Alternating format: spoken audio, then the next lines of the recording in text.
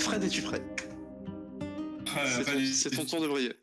Allez, Fred. En plus, tu vas lire un article Est-ce que vous d'un pouvez personnage absolument tous incroyable. faire un encouragement pour Fred dans le chat, s'il vous plaît? Allez.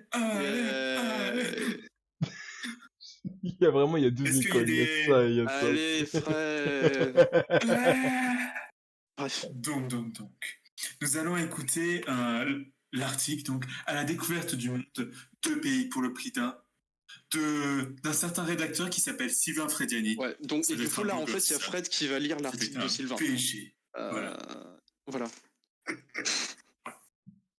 Alors, en plus, je vais prendre la voix grave à tout. Attends. En Afrique de l'Ouest, dans un milieu à l'ambiance tropicale, se tient la Tanzanie.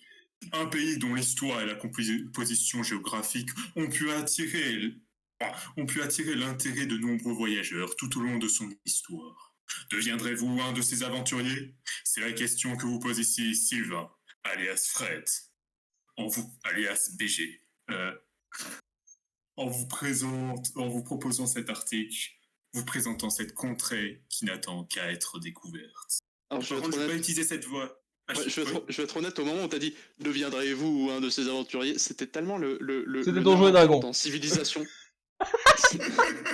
Oui. On y revient à celui qui vole toutes ses ressources dans Civilisation. Allez, là t'étais Bob Lennon, le reste de l'article, tu fais le dessous des cartes. Hein. C'est bon. Attends. Comment c'est la voix de dessous des cartes? Vous êtes ici à la rue. Vous êtes ici à la recherche d'un pays sur lequel vous pourriez passer vos vacances. Ah non, ça c'est Stéphane Bern. Hein. Oui, non mais il faut faire la voix de Stéphane Bern. Hein. Vous pourriez vous reposer tout en appréciant la vie et la culture locale. Le reporter Geo que je suis pense avoir trouvé une terre qui ne saurait que vous combler. Et encore mieux, ce que je vous propose est un pays ayant joué un rôle décisif au cœur du monde médiéval. N'attendons plus et dirigeons-nous vers la région des Grands Lacs d'Afrique, en Tanzanie. Une histoire d'archipel. Je vais faire une voix un peu plus normale. Parce Normal que là, quand même, pour le respect de tout le monde. La voix, elle va... Ouais. Sinon il va pas tenir, hein. C'est 4 pages, c'est mort. Il y a 4 pages. C'est ça. 4 pages. Zanzibar.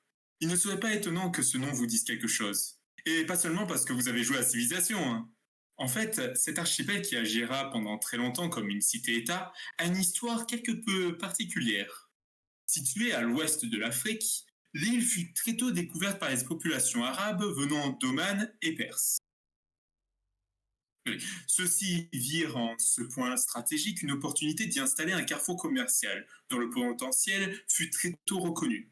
En effet, Zanzibar, qui deviendra bientôt un sultanat indépendant, s'établit directement sur le seul trajet maritime de l'époque reliant les Indes à l'Europe. L'archipel obtiendra par cette situation une culture très variée, influencée par les Bantous d'Afrique, les Arabes, les Perses, ainsi que les Indiens.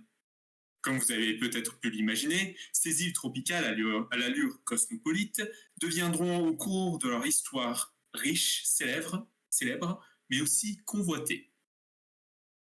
L'idée colonialiste commence à se répandre après la Renaissance et Zanzibar attire maintenant les regards intéressés de l'Europe.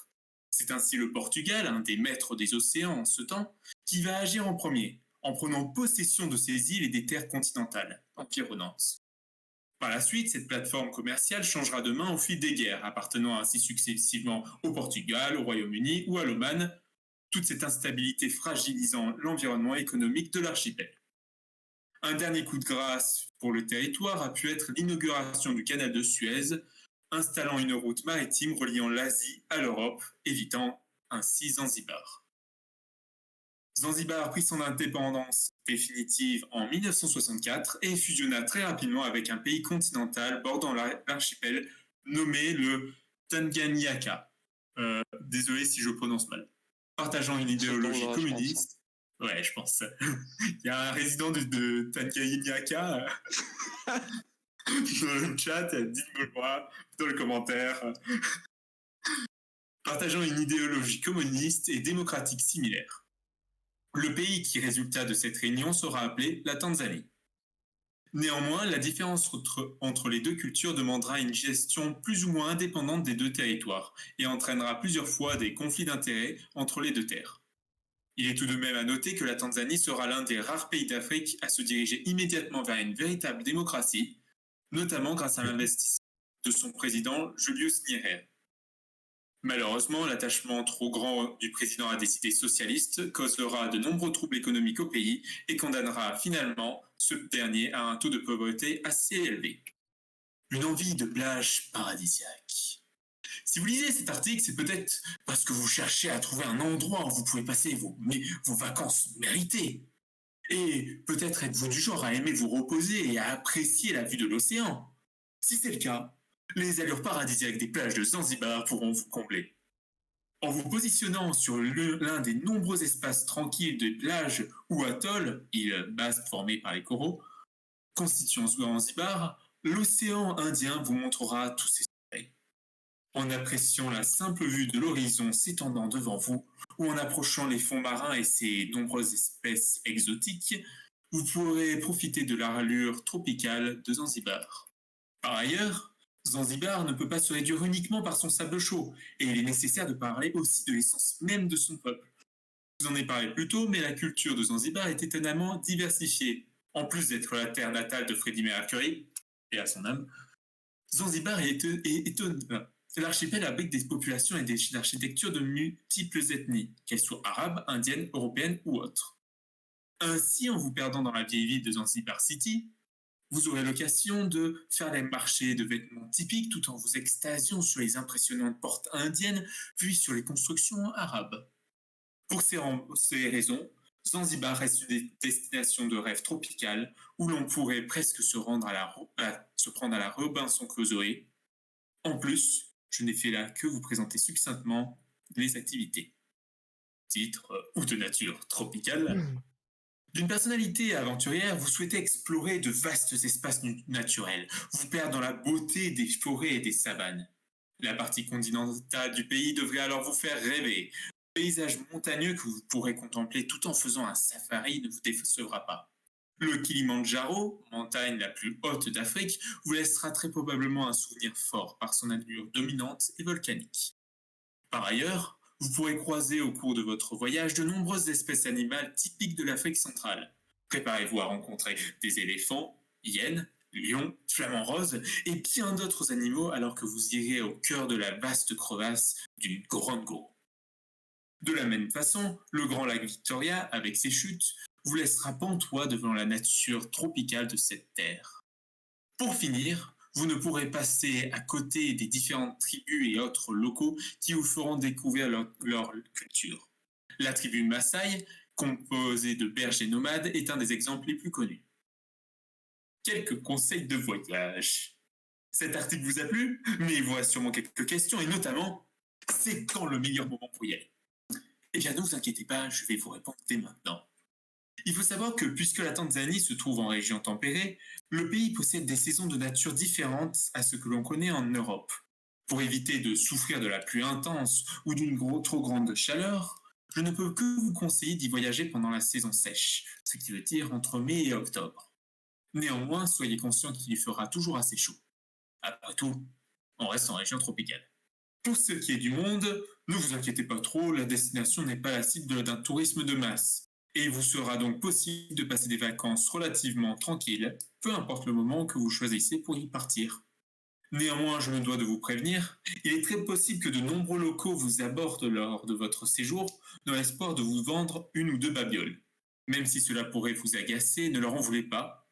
Le pays connaissant une certaine pauvreté, certains vivent alors de ces transactions avec les touristes visitant le pays. Mais si vous souhaitez ramener un des produits que l'on vous propose, n'hésitez pas à marchander le prix, ce qui peuvent souvent être un peu exagérés. Du coup, ça m'a full hypé, j'avais incroyablement envie d'y aller jusqu'à ce que tu prononces le mot yen. Et je t'avoue que là, ça m'a un petit peu refroidi. Hein.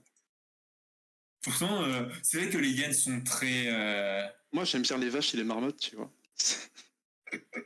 Ah, les hyènes, Après, il y en a c'est pas bien partout, les hein. hyènes. T'as jamais vu le Roi Lion? Bon, après, je pense que en centre-ville, il n'y a pas de hyènes. Ouais. Je Mais bon. pense. Je pense qu'il n'y a pas d'éléphant non plus d'ailleurs. Après, tu vas pas forcément en Tanzanie pour la ville. Ouais.